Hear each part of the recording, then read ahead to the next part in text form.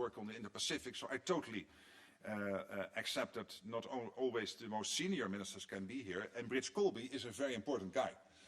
He is the Under-Secretary of War. He is very much responsible for policy. We've become close friends, good friends, over the last 18 months.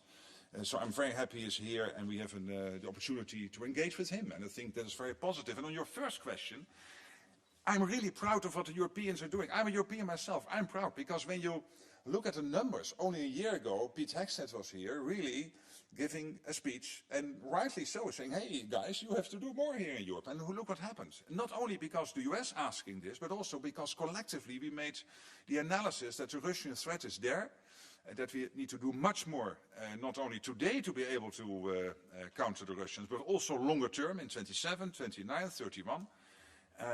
And therefore we have to spend more, we have to build a defense industrial base, keep Ukraine strong in the fight, and look what has happened since then. The whole of NATO on 2%, all NATO allies on 2% ultimately in 24, but 25, but also when it comes to the support for Ukraine, where the US is still delivering essential defense industrial gear into Ukraine, but now paid for by allies and partners.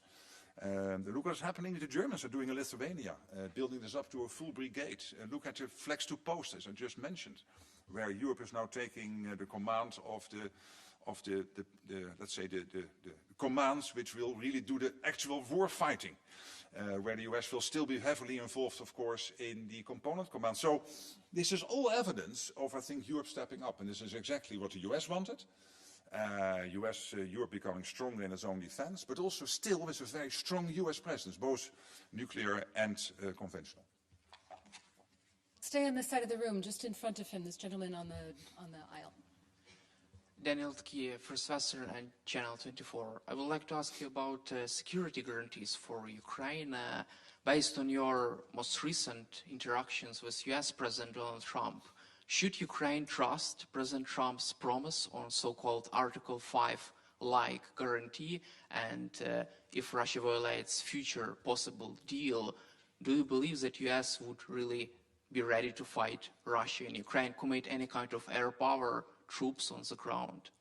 I think the great progress being made over the last 6 months has to do with the security guarantees.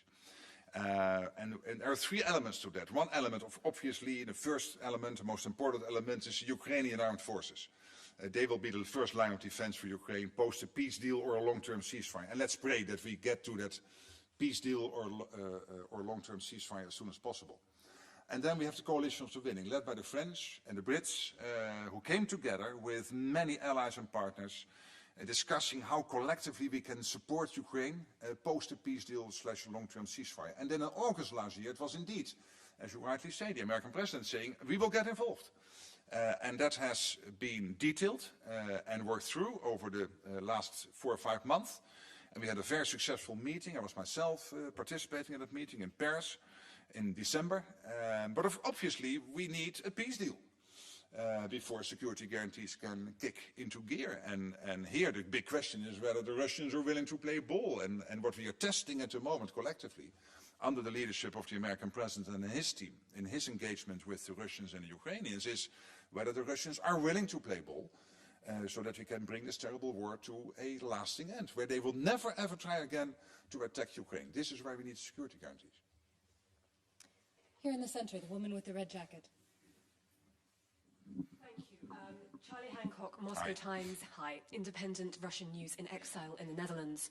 Would you encourage European countries to reopen dialogue with Moscow on any level, as President Macron has said it could be useful for them to do so? Well, it's not up to me to advise allies, but I think, of course, every ally is open and can do what the French have been doing. And I know that they closely coordinate with other allies, with the US, with the European allies. There's complete transparency of what they are doing. And I would encourage every initiative which will bring this terrible war faster to an end. We all agree that US leadership is key here. It was the American president breaking the deadlock. But I think every initiative which will bring this war to an end and will bring this faster to an end can be encouraged. All right, we'll go behind the cameras now. AFP the second row there.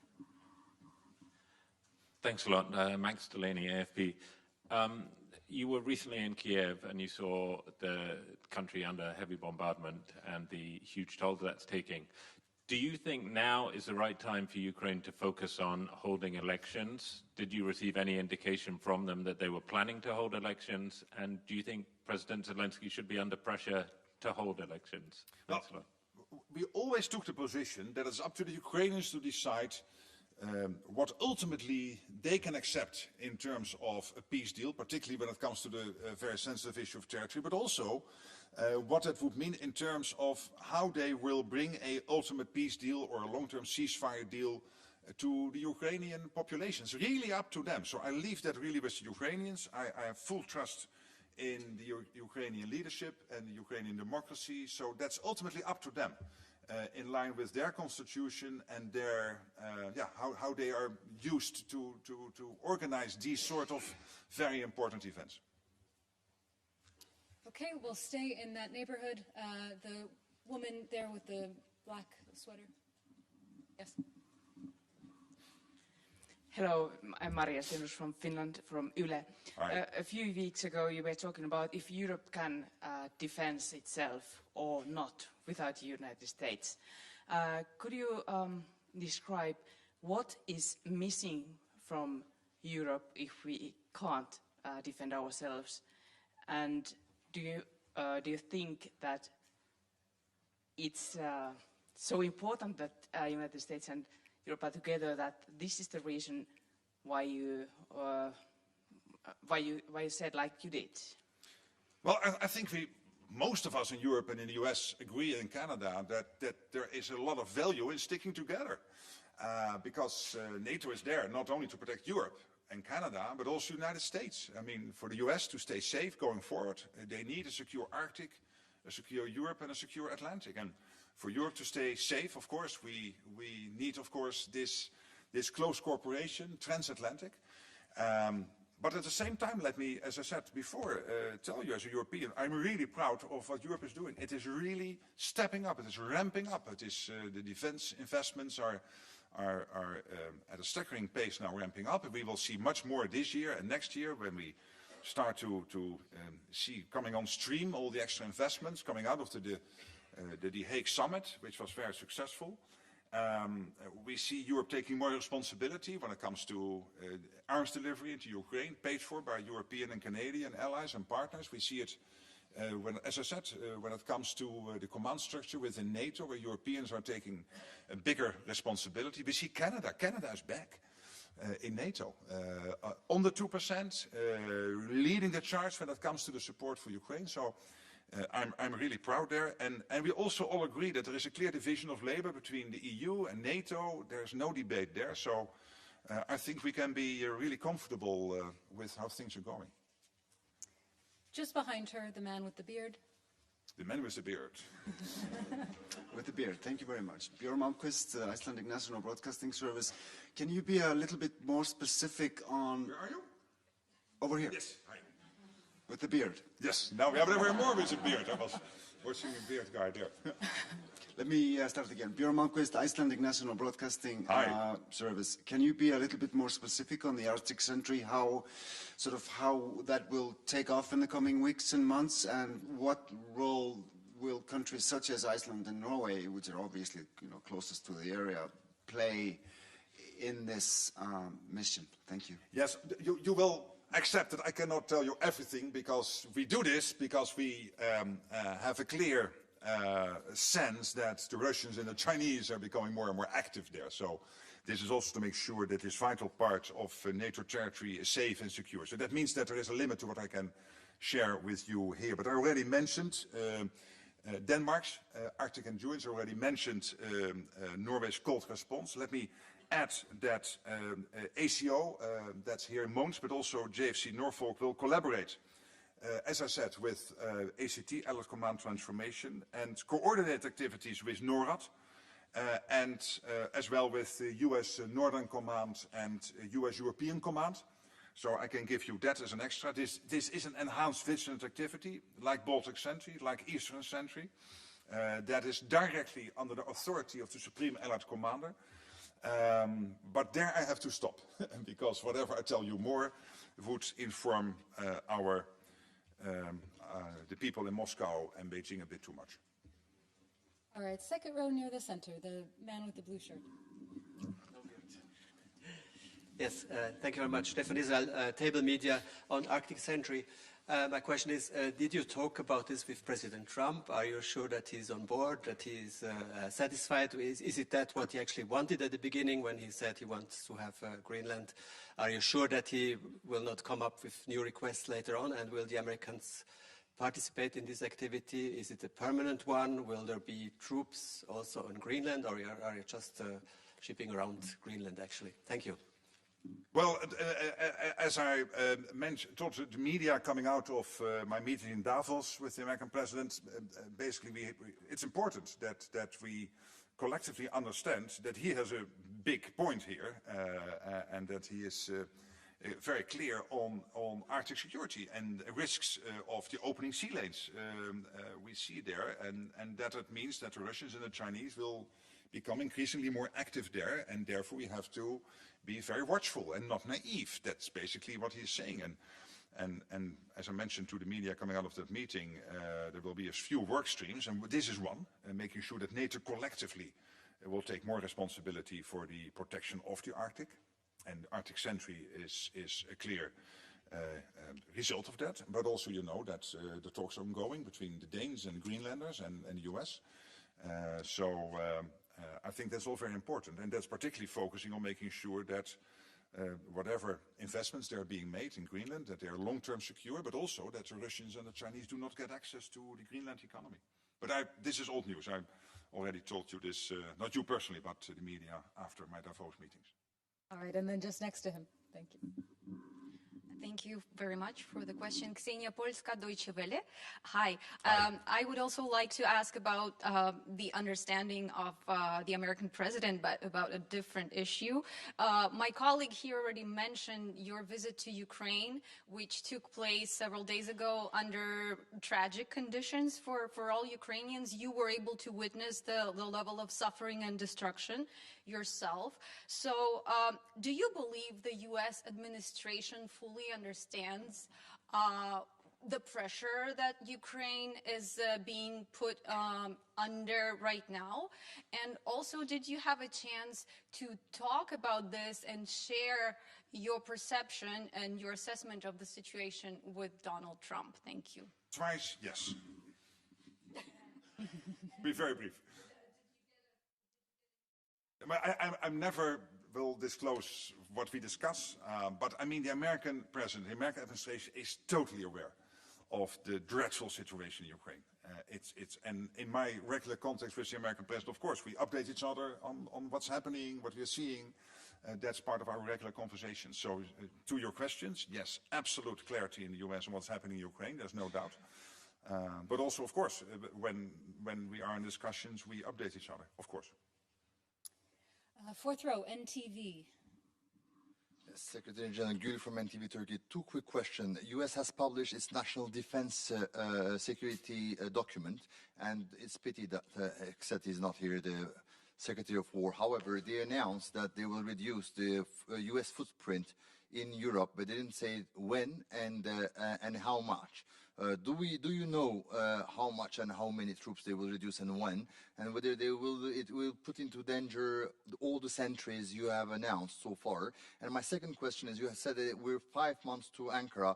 What are the clear deliverables that one should expect for the summit in Ankara? Thank you. Yeah, on the first question, and this is not only because of the present American administration. We know that the United States has to take care, being the most powerful nation on earth with the most powerful military, has to take care of multiple theaters at the same time. That's, of course, NATO, but also the Western Hemisphere, also when it comes to, of course, the Indo-Pacific. And we see the rapid build-up of the Chinese armed forces and the challenges that presents when it comes to the Indo-Pacific. I was yesterday on the phone with the Republic of Korea president discussing our cooperation between NATO and the Republic of Korea, but also Japan, Australia, New Zealand, when it comes, for example, to the defense industrial base. So we know that, and Europe stepping up, step by step, doing more to make sure that we are able, in Europe, here, and together with Canada and the US, to take care of our defense, will ultimately mean that the US, over time, will pivot more towards the Indo-Pacific. It's totally clear, it's totally acceptable, it's not new. And we have to do it step by step, knowing that longer term there will still be a strong US presence in Europe, and not only nuclear as the ultimate guarantor of our freedom, the nuclear umbrella here in Europe from the US, but also when it comes to the conventional forces. Okay, and immediately. Yeah, so it's 5 months before Ankara. I have, of course, in my head what I think the deliverables could be, but we will discuss tomorrow with defense ministers. We will have more meetings coming up, also with foreign ministers. I will have my regular bilateral visits with allies to discuss how we can make maximum use of Ankara. But you can be assured a main issue in Ankara will be the implementation of what they decided in The Hague. And celebrating collectively the fact that as NATO, and we are seeing it now today clearly coming on stream, the fact that so much more is being spent on defense. We still have a challenge when it comes to the defense industrial base. That's not only in Europe, also in the United States. We have seen the American president engaging with some of the biggest US defense industrial corporations very forcefully. And I was very happy to see him doing that, because we need the defense industrial base in Europe and in the US and in Canada to produce more production lines, more shifts, not higher prices, more output, working together with the innovative sectors to make sure that we figure in the latest technologies in our defense. All right, immediately in front of him, the woman in yellow. Hello, Alexandra Filipenko, The Breakfast Show, Russian media in exile in Lithuania. Being from Lithuania currently, recent war games that were reported by Die Welt, they highlighted the concerns about NATO's decision-making if Russia, and with only 15,000 soldiers, decide to block the Suwalki corridor. How sure are you that NATO today can respond rapidly? Very sure, and when it comes to the Welt exercise, we do not know all the specifics of the war game. NATO obviously was not involved.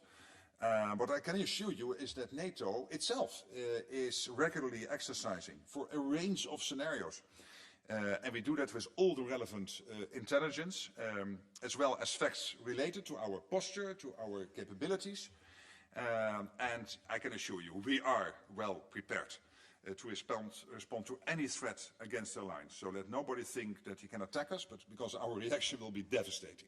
What we need to do and make sure of is that in a couple of years we can still react in a devastating way if anyone tries to attack this defensive alliance.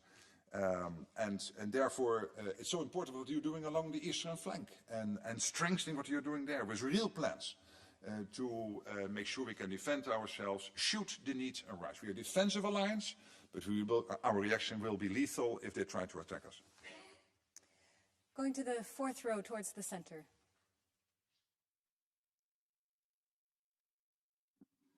Thank you. Evgen Matushenko, Confirm Ukraine. Moscow has been repeatedly saying that security guarantees for Russia should be part of the peaceful settlement in Ukraine. How does NATO see these claims that security guarantees for the aggressor state should be part of the settlement? Or maybe NATO sees that as part of political blackmail on part of Russia? Thank you. Well, I stopped some time ago to react on every piece of information coming out of Lavrov/Russia. I see Lavrov becoming increasingly active again. But no, it's not up to me to react to anything. Everything they're saying, fundamentally what we are doing under American leadership, bringing together the Ukrainians, the Russians, the US, very clearly closely coordinating with allies to make sure we can bring the war to an end. And that involves what is needed to rebuild Ukraine after the war. That's one element. A second element, obviously, is the peace settlement itself, including sensitive issues, for example, around territory. And thirdly, I think very important, the issue of how do we make sure that it is not a repeat of Budapest or of the Minsk agreement, that there is a deal struck and the security guarantees in place, which are so strong that Putin will never ever try again to attack your beautiful country. All right, and the woman just 2 seats down from him.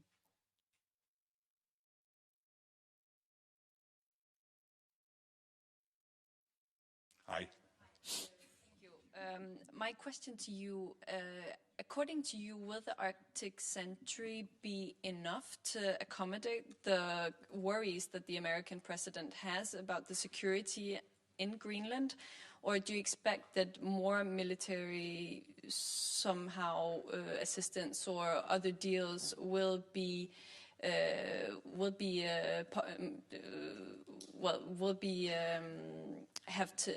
do you have to make more to actually accommodate all of the worries that the American president has, or is this enough? Well, coming from my talks with the American president, one work stream is what is now Arctic Century, and that is a step-by-step approach where we bring together what we have, leverage what we have, assess where the gaps are, get Allied Command transformation involved so that the latest technologies will be part of it, and then based on the assessment of the gaps, decide where we need to do more over time, exactly as we did with Baltic Century and Eastern Century. And then, of course, there's also the talks ongoing between Denmark, Greenland, and the United States. I'm not involved in those. That's really up to the Danish government, the government of Greenland, and the government of the United States. And, of course, they are also ongoing. All right, just a couple more questions now. Second row on the aisle. Sachio from NHK, the public TV station of Japan. Thank you. My question is about Arctic Century. It's said that there aren't much Chinese ships actually around Greenland, but could you elaborate a bit more on what kind of indications from the Chinese side NATO has spotted on their intentions to be more active in this region? Now, obviously, I cannot go into all the intelligence we are getting, but I can assure you that look at the facts. And the facts are that you have 7 countries bordering on the Arctic, the high north, all in NATO, and there is one big country, Russia, which is also in that region, obviously not in NATO. And then we have China, which is step by step becoming more active when it comes to getting access to the Arctic. So they are not geographically bordering, of course, on the Arctic, but they are practically very much involved. And what we are assessing is that there is a real threat. That from today onwards, knowing what we have seen in the past, the sea lanes opening up, that this will increase, and that therefore there is every need to make sure that we protect this vital part of NATO territory. Fourth row, center. Hello, Mr. Rutte. Paula Knežić from Tank News Agency. I would like to ask you about the situation in the Western Balkans. How do you see it? Are there any risks for stability of the region? Thank you.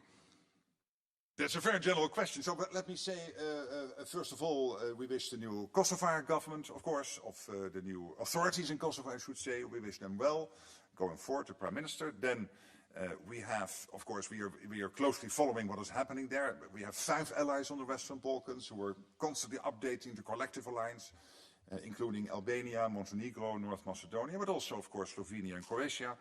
As I said before, we will never accept a security vacuum in Bosnia and Herzegovina, so we are closely following events over there. I myself, but also as an alliance, in close contact with the Serb president. We are still waiting for his accountability for what happened in 2023 in Banjka and the other events in 2023. So basically not a lot of new things to report, but making the point that we follow events closely and through KFOR and our other activities on the Western Balkans, of course in Bosnia and Herzegovina, but also of course in Kosovo, we are very much involved and follow things closely. Okay, final question for today. The woman just in front of him in the dark top. Thank you so much for giving me the floor. Zoriana Stepanenko, Radio Free Europe's Ukrainian Service, Secretary General. Probably you heard yesterday HRVP Kaja Kallas said that she would propose a list of concessions that Europe should demand from Russia in terms of a possible peace settlement. She also suggests to add to those list of concessions the limitation of Russian armed forces. We heard that limitation of Ukrainian armed forces is discussed, but speaking of limitation for Russian armed forces, do you find this idea in total feasible, and do you find it timely, given that Russia seems not be willing to negotiate seriously, as we hear from plenty of European leaders, and not only? Thank you. Yeah, obviously, Kaja Kallas and myself, we have different roles. So I need to chair the alliance and make sure that we do everything to protect Allied territory, but also to be as helpful to Ukraine through what we are doing with the Command in Wiesbaden and all the other activities, and our joint initiative in Poland, where we capture all the lessons in JTAC, NATO and Ukraine together from the war. So making sure that we do the max there, making sure that when it comes to the weapons deliveries into Ukraine, where the NATO command is involved, the training, which is, of course, very much organized through the NATO command in Wiesbaden, that all happens. And following closely what's happening in the peace process, I can assure you, but my role is different in a sense from Kaja Kallas' role, that I don't feel at liberty to comment too much on the day-to-day, because I'm not always sure that from my position that's helpful. Her position is different, so I totally respect that. But of course, from my position, I think I should be a little bit careful here. All right, that's all we have time for today, but we hope to see you back tomorrow. Opportunities at the doorstep, and then back here tomorrow afternoon. Thank you so much. Have a great evening. Thank you so much.